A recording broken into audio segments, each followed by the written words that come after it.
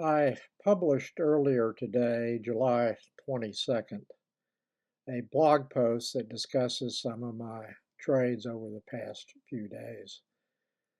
My poster can be found at Google's Blogger website, and the link is provided in my profile section here at YouTube. Just click on South Gym.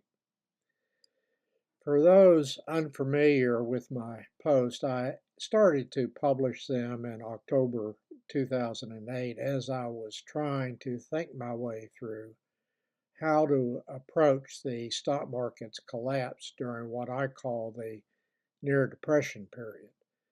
The post helped me to organize my thoughts and forced me to do more research, and so I have continued them for those reasons to this day. I was sufficiently concerned about a financial collapse in 2008 resulting from bankruptcies of banks and investment firms that I was then limiting my stock purchases to my cash flow from dividends and interest payments. Even during severe stock market meltdowns that are justified to a very large extent by economic events, I will at a minimum buy stocks with cash flow. By February 2009, I had concluded that the massive interventions of central banks and governments throughout the world would save the world economic system from collapse. So I shifted into a higher gear with my stock market stock purchases. I sold all or almost all of my A or better rated corporate bonds in January and February 2009 and reinvested the proceeds in the stocks. Those bonds were purchased in 2007, funded from my stock and stock fund sales, where I significantly reduced my stock allocation as I became more concerned about subprime and Alt-A home mortgage loans. For those focused at that time on news impacting their investments, the really bad news, easily accessible by investors, started early in 2007.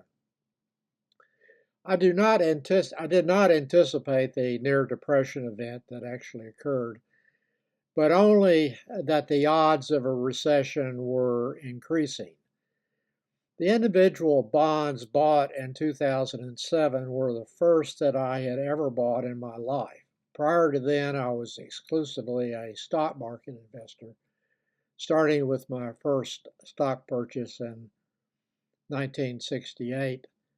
I started to invest in the prolonged period starting in the mid to late 60s where problematic inflation caused long-term bear markets in both stocks and bonds starting around January 1st, 1966 through July 1982. During that period, the S&P 500 had an average annual total return with dividends reinvested and adjusted for inflation of minus 1.83%, that is annually per year.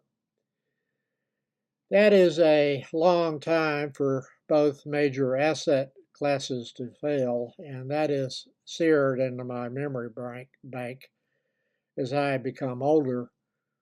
No longer have to assume any stock risk based on my financial condition and have far less time to recover from any similar period that may start during my remaining years.